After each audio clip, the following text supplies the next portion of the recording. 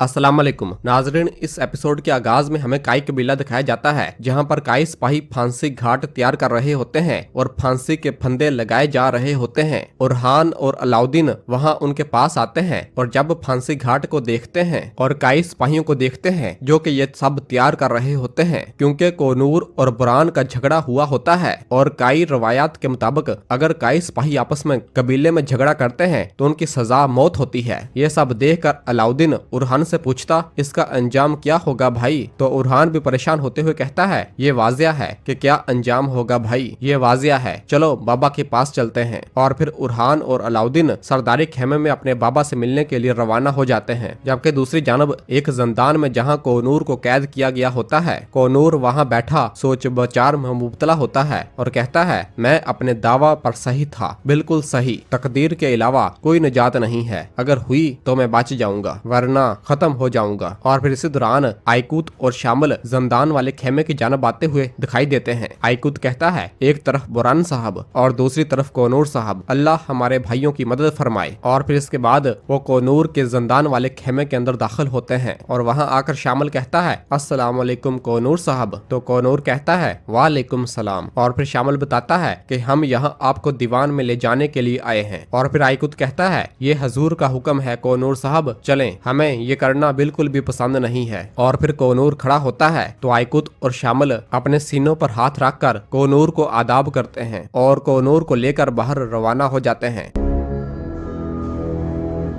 जबकि उधर सरदारी खेमे में उस्मान साहब अपनी अंगूठी को देख रहे होते हैं। इस दौरान अलाउद्दीन और उरहान इजाजत लेकर खेमे के अंदर दाखिल होते हैं और उस्मान साहब के पास आकर सलाम करते हैं। और फिर अलाउद्दीन कहता है, बाबा अगर आप इजाजत दें तो हमें आपसे कुछ कहना है। और फिर उरहान कहता है, कोनूर साहब और बुरान साहब के बारे में। तो उस्मान साहब उरहान को अपने हाथ के इशारे के जरिए खामोश करवा देते हैं और कहते हैं, दीवान में हर कोई जान लेगा। इस पर उरहान कहता है, बाबा कोनूर साहब आपकी फौज के सरबराह हैं, बुरान साहब आपके भाई हैं, इन दोनों ने बरसों आपकी खिदमत की, क्या इनका इख्तिताम ऐसे होगा? तो उस्मान साहब कहते हैं, अगर फौज का सरबराह निजाम की खिलाफ वर्जी करे, अगर मेरा भाई इसके खिलाफ जाए, अगर वो अपने नफ्स के आगे हार जाए तो फिर काई फौज की क्या हालत होगी, काई लोगों की क्या हालत होगी? सिर्फ एक छोटी सी चिंगारी की जरूरत होती है और पूरा दरख्त जल जाता है। मैं किसी को भी अजीम चिन्नार को जलाने की इजाजत नहीं दूंगा और अब इन्हें सजा मिलेगी। उन्होंने जो भी किया, अब फैसला करने का वक्त है। यह सुनकर उरहान और अलाउद्दीन थोड़ा अफसुर्दा और मायूस होते हैं।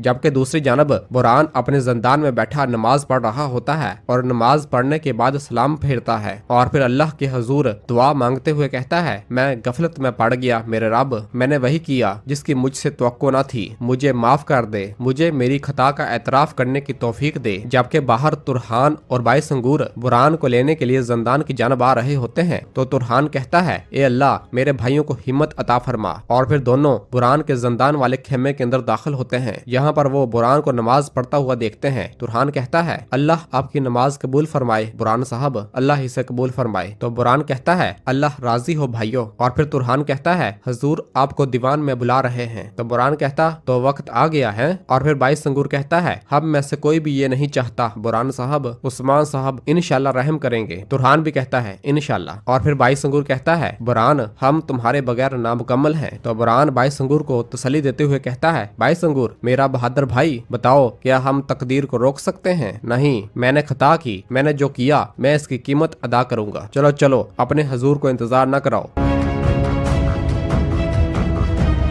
और फिर बाहर जब शामिल और आइकूत कोनूर को लेकर दीवान की जानब आ रहे होते हैं तो दूसरी जानब से बाई संगूर और तुरहान बुरान को लेकर आ रहे होते हैं और दोनों एक दूसरे का सामना करते हैं और एक दूसरे को देखते हैं और फिर दोनों दीवान की जानब आगे बढ़ते हैं। जबकि इधर काई खवातीन एल्चम खातून के जहेज के कपड़ों को देख रही होती हैं। मलहून उन कपड़ों को देखते हुए कहती है, माशाल्लाह बेटी ये सबसे खूबसूरत हैं। जबकि आयचा भी पास खड़ी गुस्से से एल्चम को देख रही होती है। और फिर बाला कहती है, आपकी वालिदा मरहुमा का शुक्रिया, लिया। ये सब उनकी हुनरमंद कारीगरी का समर है। तो एल्चम कहती है काश वो ये दिन देख पाती, काश। तो मलहून कहती है मेरी खूबसूरत बेटी। और फिर इस दौरान एल्चम, मलहून और बाला बुरहान और कोनूर को देखते हैं जो कि दीवान की जानब जा रहे होते हैं। उन सब को इस तरह देखकर फातिमा कहती है ये मेरे बाबा के सबसे काबिल एतमाद सिपाही थे, ये इनके करीब तरीन थे। तो एल्चम कहती है यही असूल है फातिमा खातून, जो लोग कबीले में अपनी तलवारें खींचते हैं वो अपनी जान से इसकी कीमत अदा करते हैं, खून बहा है। और फिर मलहून कहती है बेहतरीन की उम्मीद करते हैं, अदालत रहम और सजा के दरमियान तराजू है, यकीनन उस्मान साहब दुरुस्त फैसला करेंगे। तो एल्चम कहती है इंशाल्लाह। जबकि इधर अविलिया और आंद्रा कपड़ों की टोकरी उठाए ले जा रही होती हैं, तो अविलिया के आंद्रा से कहती है यहाँ देखो, कबीले में देखो, तैयारियां हो रही हैं, कबीला इंतशार का शिकार है, इसके सबसे ज्यादा भरोसेमंद आदमियों ने एक दूसरे पर हमला किया है। अगर ये इसी तरह चलता रहा तो हमें इमरान तेगन की जरूरत नहीं पड़ेगी, ये खुद एक दूसरे को मार डालेंगे। अब हमें यहाँ रहने की जरूरत नहीं है और आगे की जानब बढ़ जाती है। जबकि इधर सरदारी खेमे के बाहर दीवान लग चुका होता है, तो बाइस अंगूर कहता है दस्तूर उस्मान साहब। और फिर उस्मान साहब, बुरहान और अलाउद्दीन सरदारी खेमे के बाहर आते हैं और सब सिपाही उस्मान साहब को सलाम और आदाब बजा आते हैं। उस्मान साहब वहां आते हैं जहां दीवान लगा होता है, कातब बैठा हुआ होता है और वहां अपने सिपाहियों बुरहान और कोनूर को देखते हैं जो कि शर्मिंदा हालत में सर झुकाए खड़े होते हैं। और फिर उस्मान साहब कहते हैं बिस्मिल्लाहिर्रहमानिर्रहीम, ये दीवान कोनूर साहब और बुरहान साहब के लिए बुलाया गया है, अल्लाह हमें सही फैसला करने की तौफीक दे। सब कहते हैं आमीन। और फिर उस्मान साहब कहते हैं आगे बढ़ो। और फिर बुरहान और कोनूर आगे बढ़ते हैं। उस्मान साहब कहते हैं दो सिपाही जो शाना बशाना लड़ते हैं एक दूसरे के साथ ऐसा नहीं कर सकते, वो नहीं कर सकते। और फिर कहते हैं इनमें से एक फौज का कमांडर है, सिपाहियों का सरबराह कोनूर साहब, और दूसरा बुरहान साहब है जिसे मैंने खानदान की अमानत दी, बुरहान साहब। और फिर कहते हैं क्या तुम्हें कुछ कहना है? तो बुरहान कहता है अपनी तलवार को दूसरे सिपाही के लिए खींचने की सजा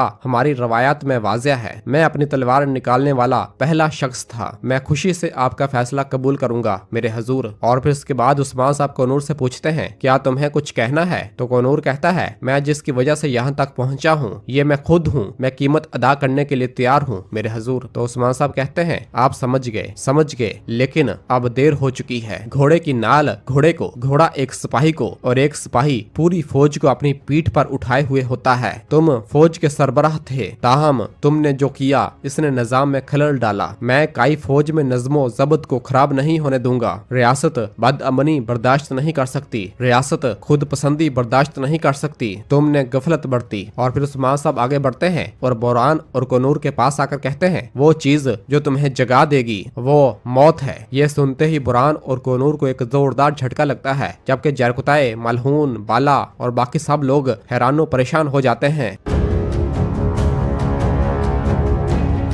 और इसी जगह पर एपिसोड खत्म करते हैं। मिलते हैं बहुत जल्द